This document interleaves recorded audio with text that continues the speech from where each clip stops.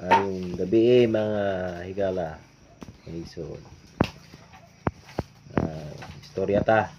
The Core Foundation of Joyful Worship.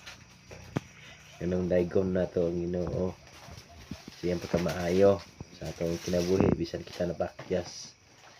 Apan ang Ginoo maayo gyapon siya sa atong kinabuhi. Maayong tao nagbuhat og mga butang nga di wala ikay-maya sa Ginoo, apan nagpadayon niya gyapon ang Ginoo nga maayo siya sa ato ang kinabuhi. Mga mga igsoon, ang Dios maayo sa talang higayon, apan ang tao lay nagpili kung sa isang putan siyang sa atong kinabuhi. Apan ang katuyuan sa Dios na nganong di pakabuhi pata, nganong gitagaan ni kusog kaalam mayong panglawas para himayaon nato siya sa ato ang kinabuhi, mahimaya siya. Dili lang kay adto lang ta sa ang atuang dili tanan nga kalipay natong mga tao kalipay sa Ginoo, mga higala maigsoon. Naay kalipay nato nga kalipay to ta, pero ang Ginoo nag-uol.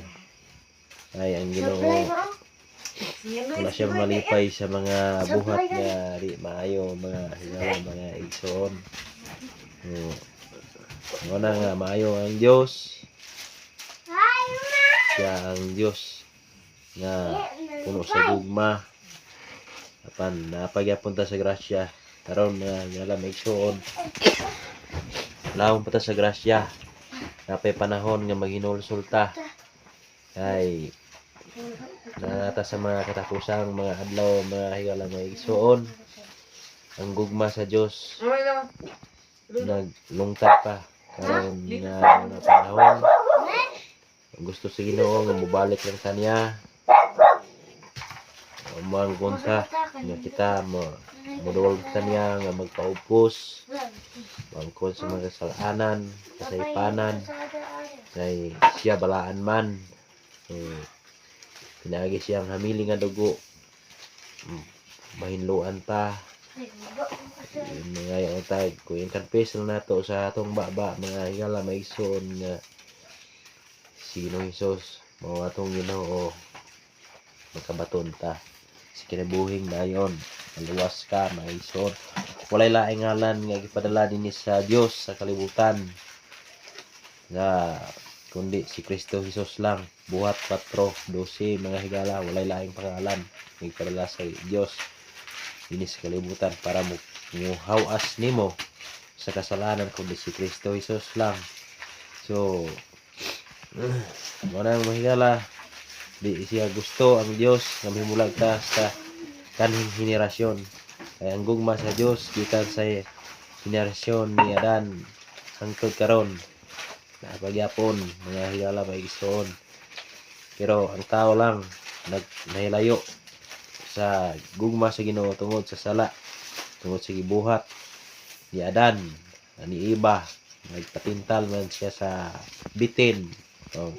Nahilayo ta sa Dios, namatay tungod sa sala. Wala mo tayo kamatayon ng tao apan tungod sa gibuhat ni Adan o ni Eva, niabot ang kamatayon.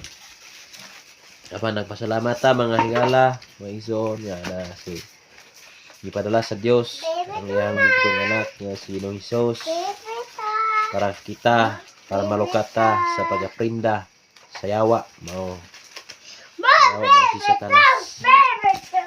Mao kay si Kristo Hesus gibuntog na niya ang mga dagkong kaaway mao ang kalibutan, unod si Satanas ug ang kamatayon. Nang naluwas ka tungod di sa gibuhat ni Ginoong Hesus dito sa cross sa Kalbaryo, ay imuhang balatian naayo na, imuhang kawalaon bayad na, ito bayadan na ka, ipanalangin na ka tungod sa buhat ng Ginoong Hesus, ang Diyos na nagkakamatay nimo sa cross Kalbaryo, ang Diyos nga nabanhaw kay katulo ka adlaw isa ka sa langit ug nagalingkod sa trono sa Diyos nga Amahan.